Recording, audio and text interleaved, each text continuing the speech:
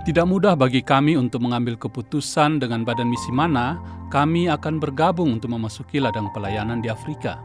Apakah akan terus join dengan lembaga di Batu yang sudah kami kenal sejak tahun 1984 dan telah bergabung melayani sejak 1991? Atau masih perlukah kami mendoakan badan misi lain? Kami mendoakan beberapa badan misi yang kami tahu telah melayani luas di belahan dunia ini dan bertanya kepada Tuhan, badan misi mana yang Dia kehendaki untuk kami bisa pergi. Hal yang paling sulit bagi saya untuk menyatakan ya kepada WEC ialah penekanan 4 prinsip rohaninya. Salah satu di antaranya hidup beriman, yang berarti segala sesuatu mengenai apa yang dibutuhkan dalam pelayanan, terutama kebutuhan finansial, hanya dengan mendoakannya kepada Tuhan. Tidak menulis dalam surat doa, tidak membuat acara mencari dana, apalagi mengumandangkannya dari mimbar. Pertanyaan yang sulit saya pecahkan ialah, bagaimana mungkin keluarga saya akan dapat hidup di negeri orang tanpa ada gaji, tanpa penghasilan sama sekali, tetapi hanya dengan berdoa? Memang saya sudah mengalami bagaimana Tuhan mencukupkan kebutuhan saya sejak bertobat hingga beberapa tahun kuliah, mulai dari Jakarta hingga selama 6 tahun kuliah di I3.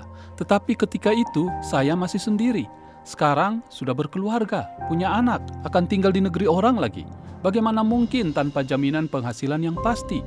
Demikian pergumulan dalam batin saya.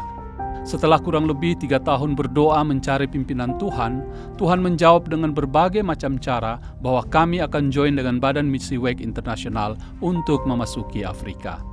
Langkah selanjutnya sebelum berangkat ke Afrika Selatan untuk bekerja di antara orang Cape M, ialah bahwa kami harus terlebih dahulu mengikuti kursus pencalonan untuk menjadi anggota WEC di Australia.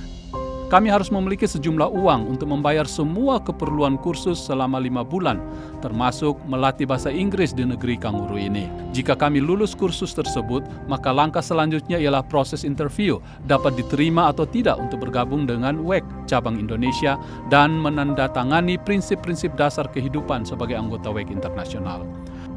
Untuk kebutuhan ini, kami harus mengadakan pelayanan deputasi, mengunjungi beberapa gereja di Indonesia, sharing mengenai panggilan Tuhan untuk melayani di Afrika Selatan, dan inilah proses yang paling sulit saya hadapi.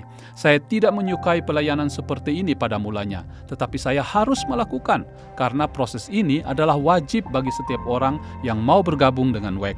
Kami harus memiliki gereja pendukung untuk melayani di Afrika, baik pendukung doa maupun pendukung melalui dana. Demikian instruksi pimpinan WEC di Sending Base Indonesia. Dengan ketaatan yang terpaksa, saya berangkat ke Jakarta. Saya katakan terpaksa karena saya tidak tahu bagaimana harus memulai pelayanan deputasi, dan saya harus meninggalkan istri serta anak-anak kami yang baru berumur 6 bulan. Pengalaman ini total masih baru untuk saya. Selama 7 tahun mengajar di I3, pelayanan saya hanya fokus kepada pelayanan mengajar dan kadang-kadang khotbah atau seminar. Tetapi berbicara mengenai misi, bahwa kami akan pergi ke ladang misi, tolong doakan kami, itu belum pernah saya lakukannya. Dari deputasi ini, saya mendapat sejumlah persembahan untuk perlengkapan kami ke Australia. Saya berterima kasih kepada Tuhan dan sungguh bersuka cita, karena ternyata pelayanan deputasi itu tidak seperti apa yang saya takutkan.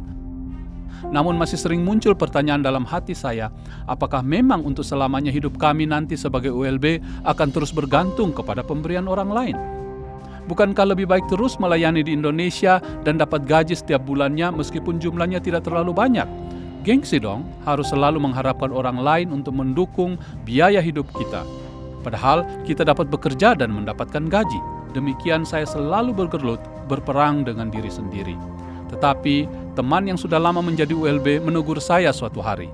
Jika Tuhan menggerakkan seseorang untuk memberikan persembahan mendukung Anda, kamu terima itu dari Tuhan dan bukan dari manusia, tegurnya tegas.